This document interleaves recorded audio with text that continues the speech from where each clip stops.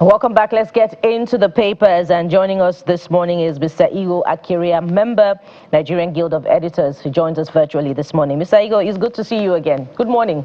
Oh, you're right there in our Abuja studio. Yeah, Bukola, absolutely. Good morning. It's always a pleasure to be here. And of course, Godfrey, I was interested in what you guys are saying in the studio. Quite interesting conversation today. Indeed, and I'm sure that you have your own thoughts. But let's link it to what is on the front page of the New Telegraph. And of course, it captures some of our early commentaries on the program. Tinubu sent state police bill to Senate. There are a few riders there. You see that we're not out to sabotage move. That's ascribed to the police.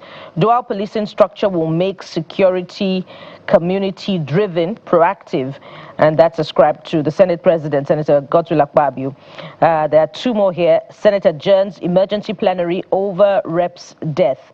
Kaduna bandits kill 6 farmers in Birnin Gwari local government area. That's in Kaduna. And soldiers killed in IED blast buried with honors in Sokoto. So, Mr. Akiria, quite a lot for you to weigh in on.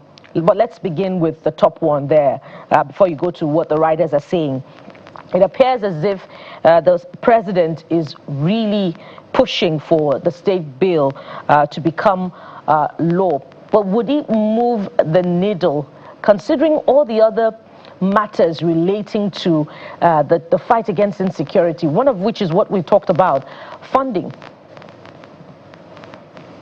Yes, absolutely. I think what President Bola Ahmed Tinubu is trying to do right now is to, confront the issues as they come. The debate for whether Nigeria needs, multiple layers of security has been on for, well, as long as we can remember, particularly since 1999, that, we then returned to popular democracy, as it were. So I think what the president is trying to do, I look at it from 3 perspectives. One, he is trying to, devolve, the security architecture to the state so that focus will no longer be on the president alone. Now the governors are going to be exposed because already the governors now know that with this bill becoming a law, the responsibility of securing their states now lies squarely on their table. Now, I read reports this morning that some of the governors are complaining that 3%, that 3% that is being allocated to them, to manage this new security challenge, the law will not be enough to pay salaries for the state police that will be set up in the various states. So that is on one hand. On the other hand, states will now have a responsibility, to enforce the laws. Many of the states, has already passed the anti-open grazing law. They've passed all kinds of laws, child rights law, and all of that. But they are not enforced. If you travel across Nigeria, you discover that, cattle are roaming everywhere. Children are, underage children are selling when they should be in school. All kinds of problems. So now the responsibility will now lie squarely on the shoulders of these state governors, to deliver. So the governor, the president will now have some breather. Yes, the president will then have a responsibility to manage security issues that affect the entire country, maybe the army, customs, finance, and all of that. I see my interpretation of what is going on is a gradual, devolution and decentralization of power from the center to the subnationals. We'll be talking about true federalism. This is one step that can actually, gravitate towards true federalism. So I commend the president this morning. Yes, it's something that is long overdue. What comes across to me is that President Tinubu appears to have the will, to venture into areas that other presidents, were wary of. Look at subsidy, he took it out. He scrapped the multiple exchange rate, and now he's talking about state police. This one comes through, the president will go down in history as one man that was able to dare where others, we're scared, we're afraid. So it's for me, it's a welcome development. I come from Delta. Delta State has the anti-open grazing law, but each time I go to my state, I see cattle everywhere. So the responsibility will now be on the shoulders of, the governor of Delta State to ensure that that law is enforced using state police. But the other argument about the abuses, the possible abuses, the apprehension that it might be abused, state police will be abused. For me, the fear of the unknown is even the beginning of wisdom for some. But I think that it's a necessary evil that we must not embrace.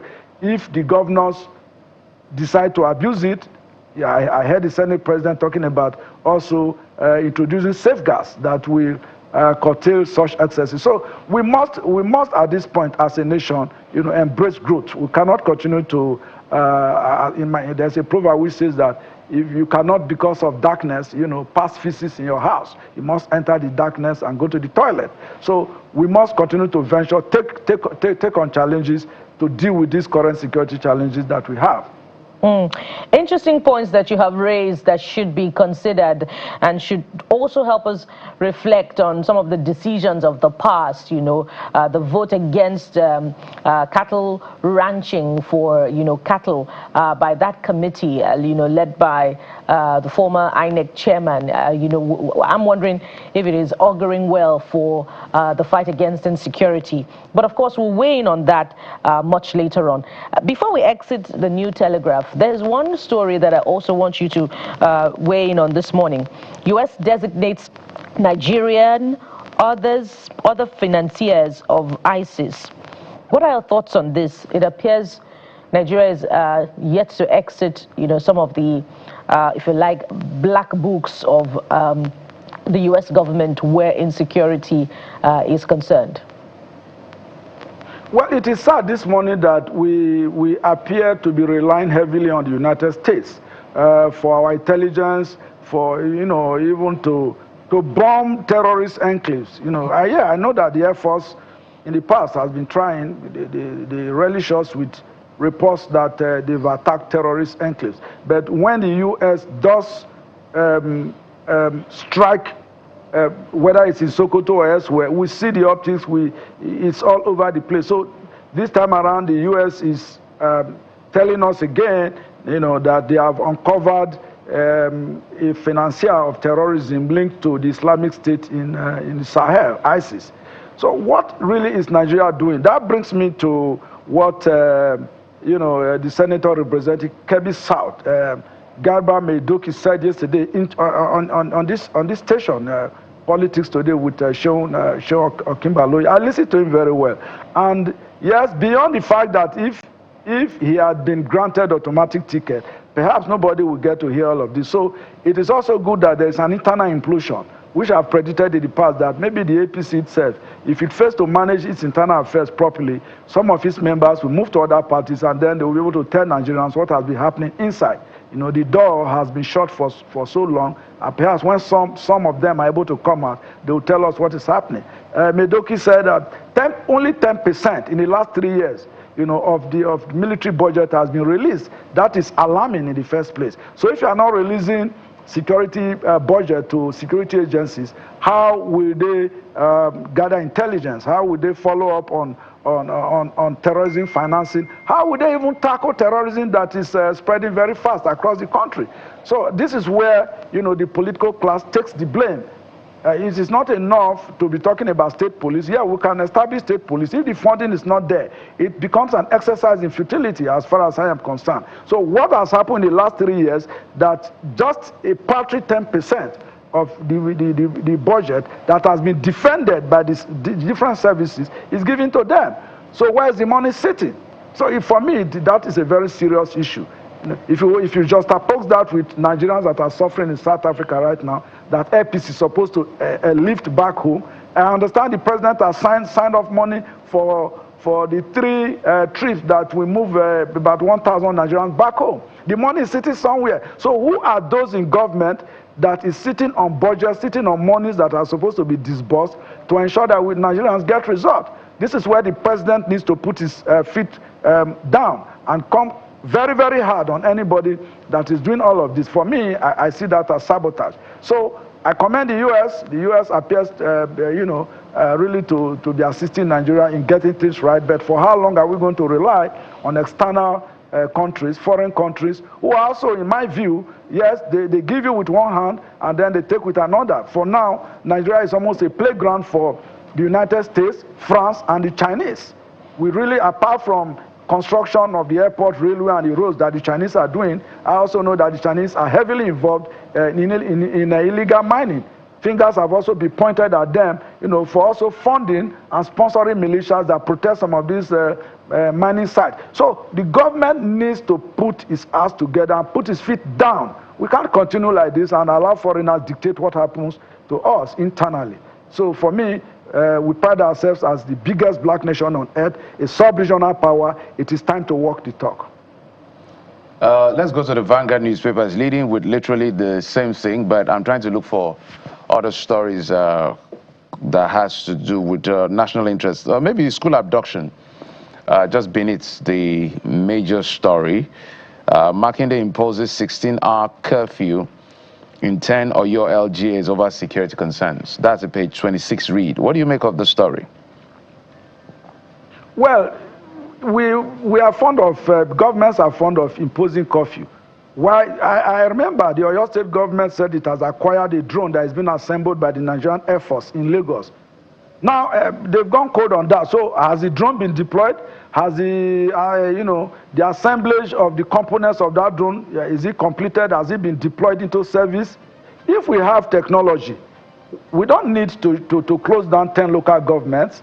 Even if you close down the 10 local governments, for me, if the whole idea is to block the abductors of the teachers and the pupils, it is almost futile, because you are going to, because it says it's from 4 p.m. to 8 a.m. So the other hours of the day, what happens? It is open. What we need to do is to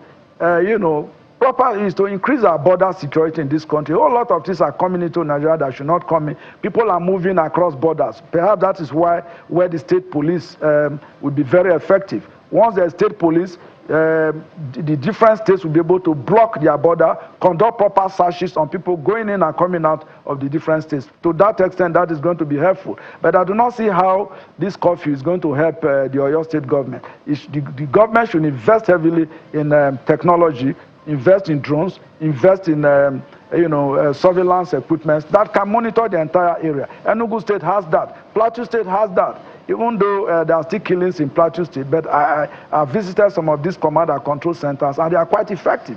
That is the direction that we should be going in this country. All right, before we leave the papers, Mr. Kaya, let's talk. There's a story. I did tell you that the sister station had one of the aides of the president, and some of the things that were quoted is things he said that didn't align with what the president said, talking about hardship. Maybe doesn't see the level of hardship that Nigerians talked about. It's a bit obnoxious statement in my view, but it's within his right. Vanguard newspaper has a story there that says hardship. Civil servants demand 400% wage increase. This is credited to the Joint National Public Service Negotiating Council, the trade union side, calling on government and states to approve and implement 400% increase in the current national minimum wage. That's from the 70,000. So maybe we're talking about something in the board of maybe almost 300,000 or more. The governors always praise the president for, redirecting funds that were meant for subsidy to them. Now they don't have to borrow, and they're even paying back their debt. But nobody's talking about wage increase. What do you make of the story? Well, it's unfortunate that, the labor movement in Nigeria, workers are always asking for wage increase. Now, for how long are wages going to be increased to meet up with the rising cost of living? What I think that workers should do is to put pressure on government and the National Assembly, as it were, because the National Assembly has oversight, on the executive, to ensure that some of these economic policies that this administration has put in place is reviewed. No, for example, fuel subsidy. To what extent has the removal of subsidy helped Nigerians, to overcome the economic challenges? Okay, and so the disparity in the exchange rate, That is a welcome development. But we are still borrowing. The Tinubu government is still borrowing. What we have seen, while the state governors are celebrating increased fund allocation to them, the fund allocation is not coming from oil sale. It is coming from the blood and sweat of Nigerians that have been taxed, that have been overtaxed. So it is Nigerians that are actually paying all of these monies, whether it is stamp duty, whether it is fuel, whether it's the last four tax laws that are in place that is already been implemented. All over, consumption taxes everywhere. Whatever you buy, there are taxes, built into everything that Nigerians buy now. Therefore, it has significantly affected the purchasing power of Nigerians. That is what we should be addressing. Goods and services are high. We look at the price of cooking gas, which is a direct, it has direct impact on every Nigerian.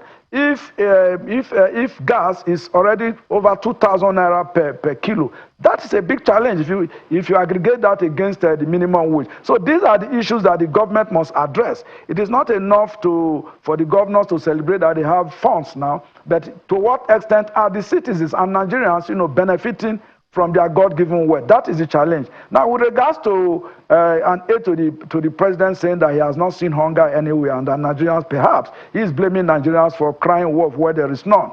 It's so unfortunate. In a Senate client, that aid should have either resigned voluntarily or the president fires him. If I'm governor or a president and any of my aide, what is speaking at variance with what I am saying, then such individuals have no place in the government. So that's an overzealous behavior, an overzealous act that is very offensive, that it can actually, instigate Nigerians into some form of resistance and violence. And that's what we see everywhere, pockets of resistance and violence because of comments like this that is coming out from, those who work with the president. Why the president is assuaging Nigerians, is appealing to them, to bear with the administration, and that the fruits of some of these policies will soon come out. Some of his aides are speaking at variance with what he says, and that is extremely dangerous for national cohesion, in my view. Well, Mr. Akiria, it appears as if this is peculiar to aides of presidents, because I remember former senior special assistant to late President Muhammadu Buhari, I believe Mr. Garba Shehu, who once said, at the time that the price of agricultural produce was going up, that the price of agricultural produce was coming down. So maybe there is a special farm market for aides to presidents where they go to shop, and it's different from the same market that you and I shop. That's on a lighter note. Let's quickly look at what the the interesting thing is that it just simply tells you what happens to governors and the president. The people who surround them mislead them. They give them the impression that all is well when it's actually burning, the heat is out there. So when this man, when Shehu Garba said that, he gives the impression to Buhari then that all is well, that his principal is doing well. And that is exactly what is happening in the country. So if the principal does not come out to the street to interact with Nigerians, or does not develop alternative avenue of getting information, then that leader is likely going to be misled by his own aides and people that surrounds him. Well, that's as instructive can get. I was going to go to The Guardian, but we're totally out of time for this segment. But we must thank you very much. Mr. Igu Akiria is a member of the Guild of the Editors of Nigeria. Thank you for coming through on the newspaper review segment. Thank you very much. It's always a pleasure. Indeed. And that's all for the newspaper review segment, but there's more to reflect on as far as national security is concerned.